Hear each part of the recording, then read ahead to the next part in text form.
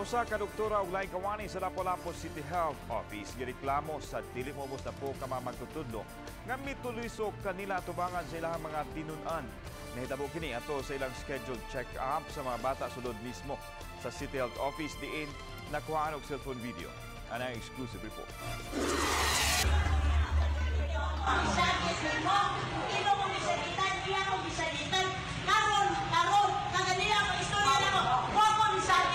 Kabahin lang kini sa 3 minutos nga cellphone video nga mitaas ang tingog nining babae nga may komprontasi sa laing babae nga naglingkod. Ang mga babae na ilang nga si Dr. Susan Damoli sa Lapu-Lapu City Health Office ug ang babae naglingkod mao si Joy Fatima Baguio usa ka magtutudlo sa Abono Pahak Elementary School. Kauban ang laing mga magtutudlo.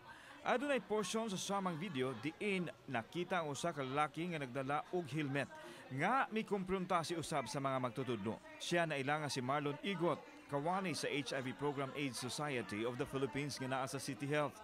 Miatubang sa GMA Regional TV Balitang Bisdak ang mga magtutudlo. Matod ni Teacher Joy og mga kauban nga gidala nila ang 70 ka mga tinun-an alang sa scheduled check-up isip pagpangandam sa ilang district meet. Ang ilang tuyo maunta ang head sa City Health apan migawas ang laing doktor nga si Damoli kinsa mituliso kanila ug nangasaba atubangan sa mga bata. The voice, ang face, sobra.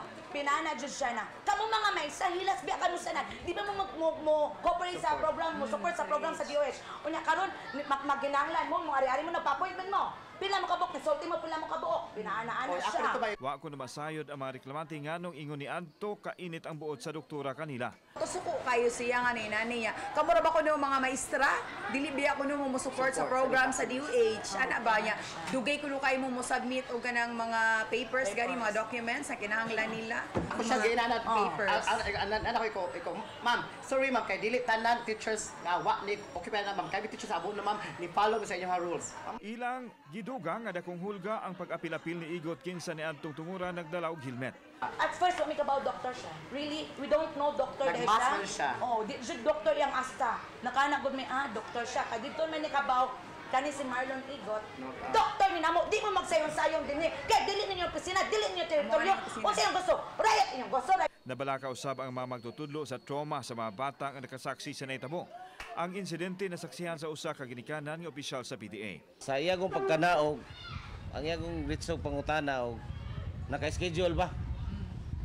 Ana-ana din siya niya. Desidido ang mga magtutudlo nga moduso og reklamo batok kang Damoli ug Igot. Gisuwayan sa Balitang Bisdak pagkuha sa iyang habig ang doktora apan patuntang gipaabot no ang statement ni issue ni Doktora Damoli mahitungod sa naasong alegasyon batok kaniya apan nagdomino una kini pagluwat sa iyang pamahayag. Samtang si Igot mihimakak sa aligasyon sa mga magtutudlo og misumbalik sa pasangil.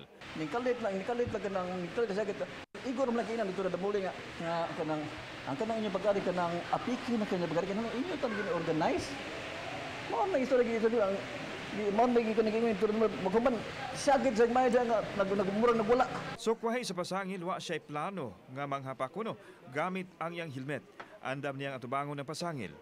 Wa pa muluwat og pamahayag ang pangulo sa City Health nga si Doktora Realisa samtang nagpadayon pa ang iyahang pakisusi sa hitabo.